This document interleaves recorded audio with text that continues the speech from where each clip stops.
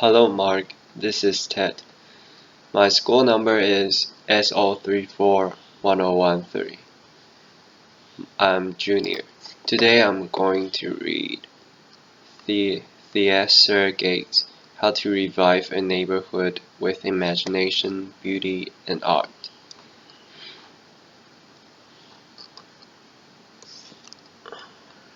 I'm a potter, which seems like a fairly humble vocation. I know a lot about pots. I spent about 15 years making them.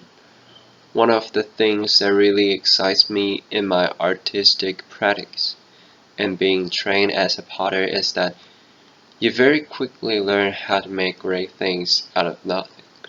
That I spent a lot of time at my wheel with mounds of clay trying stuff, and that the limitations of my capacity, my ability was based on my hands and my imagination. That if I wanted to make a really nice bowl, and I didn't know how to make a food yet, I would have to learn how to make a food. That process of learning has been very helpful to my life. I feel like as a partner, you also start to learn how to shape a world.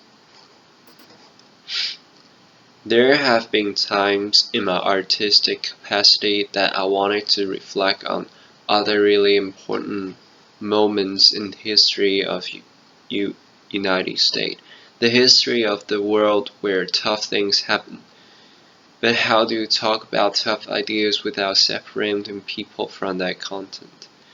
Could I use art like these old, discontinued firehouses from Alabama to talk about the complexity of the movement of civil rights in the 60s? Is it possible to talk about my father and I doing labor projects? My dad was a roofer. Construction guy, he owned small business, and at 80, he was ready to retire, and his tarred kettle was my inheritance. Now, a tarred kettle doesn't sound like much of an inheritance. It wasn't. It was stinky, and it took up a lot of space in my studio, but I asked my dad if he would be willing to make some art with me. If we could reimagine this kind of nothingness material as something very special. And by eliminating the material and my dad's skill, could we start to think about tar just like clay in a new way, shaping it differently, helping us to imagine what was possible? After clay, I was then kind of turned on to lots of different kinds of materials, and my studio grew a lot because I thought, well, it's not really about the material, it's about our capacity to shape things. I became more and more interested in ideas and more things that were happening just outside my studio. Just to give you a little bit of context, I live in Chicago. I live on the south side now. I'm a west sider. For those of you who are not Chicagoan, that won't mean anything.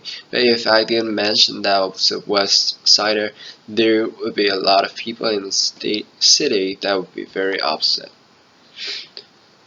The neighborhood that I live in is Grand Crossing. It's a neighborhood that has seen better days. It is not a gated community by far. There's lots of abandonment in my neighborhood. And while I was kind of busy making pots and busy making art and having a good art career, there was all of this stuff that was happening just outside my studio. All of us know about failing housing markets and the challenge of blight, and I feel like we talk about it with some of our cities more than others. But I think a lot of our United States cities and beyond have the challenges, blight, abandoned buildings that people no longer know what to do anything with, And so I thought, is there a way that I could start to think about these buildings as an extension or an expansion of my artistic practice? And that if I was thinking along with other creative architects, engineers, real estate finance people, that us together might be able to kind of think in more complicated ways about the reshaping of cities.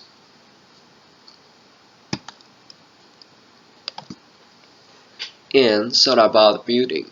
The building was really affordable. We tricked it out. We tricked it out. We made it as beautiful as we could to try to just get some activity happening on my block.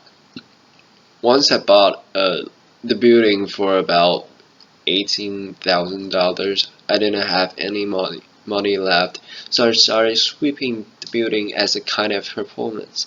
This is performance art, and people would come over, and I would start sweeping. Because the broom was free and sweeping was free, it worked out. Laughter. But we would use the building then to stage exhibitions, small dinners, and we found that the building on my block, Dorchester, we now refer to the block as Dorchester Projects. That in a way the building became a kind of gathering site for lots of different kinds of activity. We turned the building into what we call now the Archive House.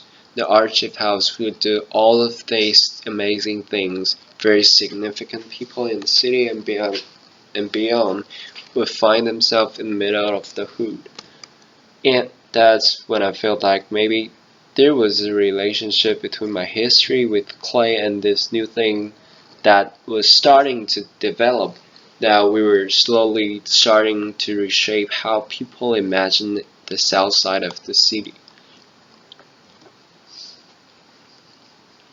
One house turned into a few houses, and we always try to suggest that not only is creating a beautiful vessel important, but the contents of what happens in those buildings is also very important. So we're not only thinking about development, but we're thinking about the program. Thinking about the kind of connections that could happen between one house and another, between one neighbor and another. This building became what we call the listening house, and it has a collection of discarded books from the Johansson Publishing Corporation, and all the books from an old bookstore that was going out of business. I was actually just wanting to active these buildings as much as I could with whatever and whoever would join me. In Chicago, there's amazing building stock. This building, which had been the former crack house on the block, and when the building became abandoned, it became a great opportunity to really imagine what else could happen there.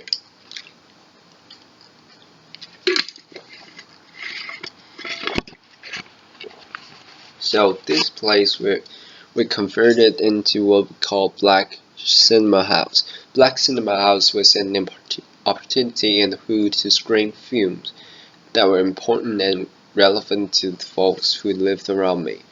That if we wanted to show an old Melvin Van Peebles films, we could. If we wanted to show Car Wash, we could.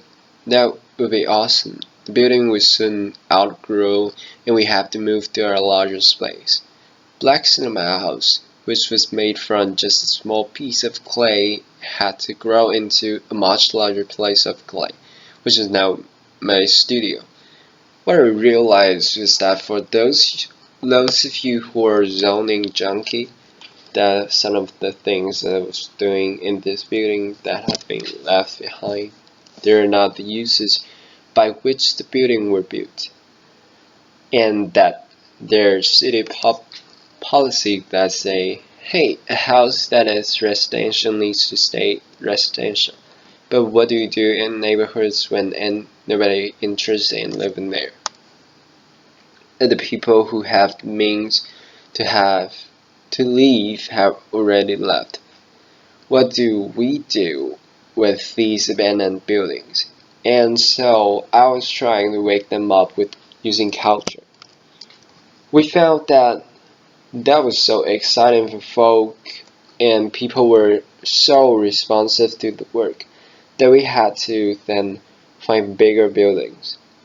By the time we found big buildings, there was, in part, the resources necessary to think about those things. In this bank that we called the Arts Bank, it was in pretty bad shape.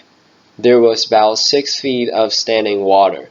It was a difficult project to finance because banks weren't interested in the neighborhood because people were interested in the neighborhood because nothing had happened there. It was dirt, there was nothing, it was nowhere. And so we just start imagine what else could happen in this building. Applause. And so now that the rumor of my blog has spread, and lots of people are starting to visit, we found that the bank can now be a center for exhibitions, archives, music performance, and that there are people who are now interested in being adjacent to those buildings because we brought some heat that we kind of made a fire. One of the arches that we have there is this Johnson Publishing Corporation. We also started to collect memorabilia from American history, from people who live or have lived in that neighborhood.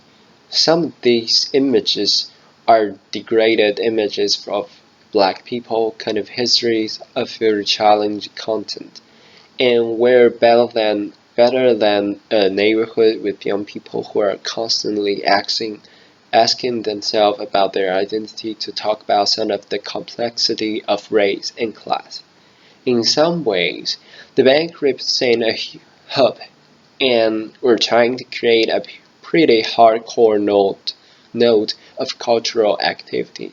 And that if we could start to make multiple hub and connect some cool green stuff around there, that the building that we've purchased and rehab, which is now around 60 or 70 units, that if we could land miniature facility on top of that and connect these buildings by a beautiful green belt, applause, that this place where people never wanted to be would become an important destination for folk from all over the country and world.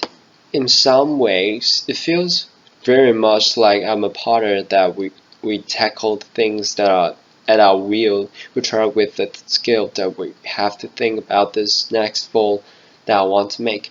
And it went from the ball to a single house, to the block, to the neighborhood, to the cultural district, to thinking about the city. And at every point, there were things that I didn't know that I had to learn. I've never learned so much about zoning law in my life, and I never thought I'd have to. But as a result of that, I found that there's not just room for my own artistic practice, there's room for a lot of other artistic practice. So people started asking us, well, Theaster, how are you going to go to scale? And what's your sustainability plan? Laughter, applause. And what I found was that I couldn't explore myself that what seems necessary in cities like Akron, Ohio, and Detroit, Michigan, and Gary, Indiana, is that there are people in those places who already believe in those places, that are already dying to make those places beautiful, and that often those people who are passionate about the place are disconnected from the resources necessary to make cool things happen, or disconnected from the contingency of people that could help make things happen. So now we're starting to give advance around the country on how to start with what you got, how to start with things that are in front of you, how to make something out of nothing, how to reshape your world at will or at your block or at the scale of the city. Thank you very much. Applause. June Cohen. Thank you. So I think many people watching this will be asking themselves the question you just raised at the end. How can they do this in their own city? You can explore yourself. Give us a few pages about out of your playbook about what someone who is inspired about their city can do to take on a project like yours. Theaster. One of the things I found that's really important is giving thought to not just the kind of individual project like an old house, but what's the relationship between an old house, a local school, and small bodega? And is there some kind of synergy between those things? Can you give those folks talking? I found that in cases where neighborhoods have failed, they still often have a pulse. How do you identify the pulse in that place, the passionate people, and then how do you get folk who have been fighting, slugging for 20 years, re-energized re-energized about the place that they live, and so someone has to do that work. So our traditional developer, I would be talking about buildings alone and then putting a for lease sign in the window. I think that you actually have to create more than that.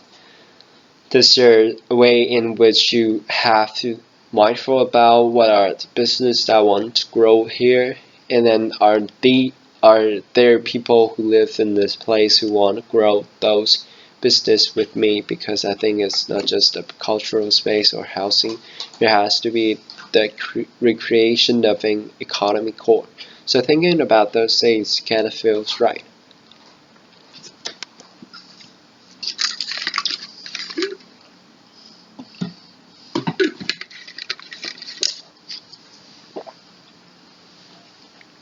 JC, it's hard to get people to create the spark again when people have been slugging for 20 years. Are there any methods you found that have felt breakthrough?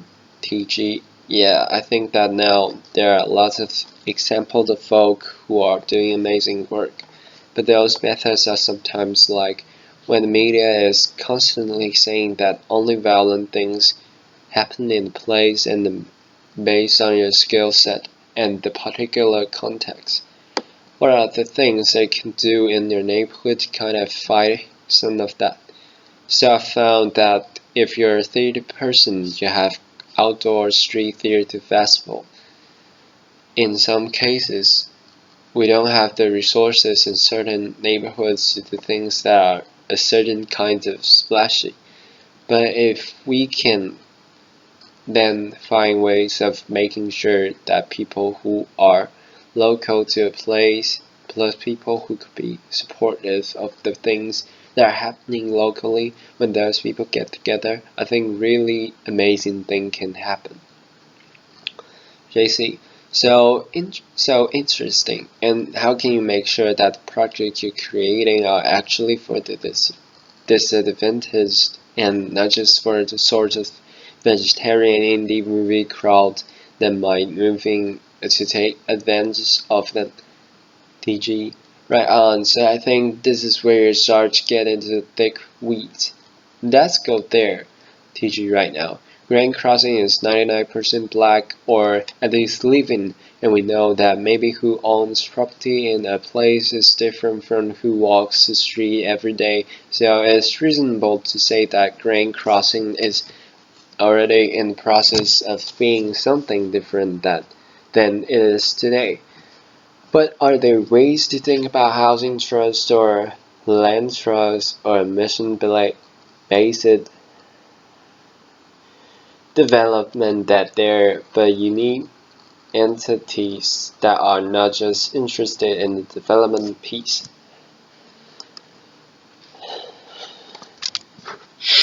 but entities are interested in the stabilization piece, and I feel like often the developer piece is really motivated, but the other work of a kind of neighborhood consciousness, that part doesn't live anymore. So how do you start to grow up important watchdogs that ensure that the resources that are made available to new folk that are coming in are also distributed to folk who have lived in the place for a long time? JC. That makes so much sense. One more question. You make such a compelling case for beauty and the importance of beauty and the arts. There would be others who would argue that funds would be better spent on basic service for the disadvantaged. How do you combat that viewpoint or come against it? TG. I believe that beauty is a basic service. Applause. Often what I have found is that when there are resources that have not been made available to certain under-resourced cities or neighborhoods or communities, that sometimes culture is the thing that helps to ignite. In that I can't do everything, but I think that there's a way in which if you can start with culture and get people kind of reinvested in their place, other kinds of adjacent amenities start to grow, and then people can make a demands that are politic demand, and the political demands that are necessary to wake up our cities. They also become very poetic. JC, it makes perfect sense to me. Theaster, thank you so much for being here with us today. Thank you, Theaster Gates. Applause.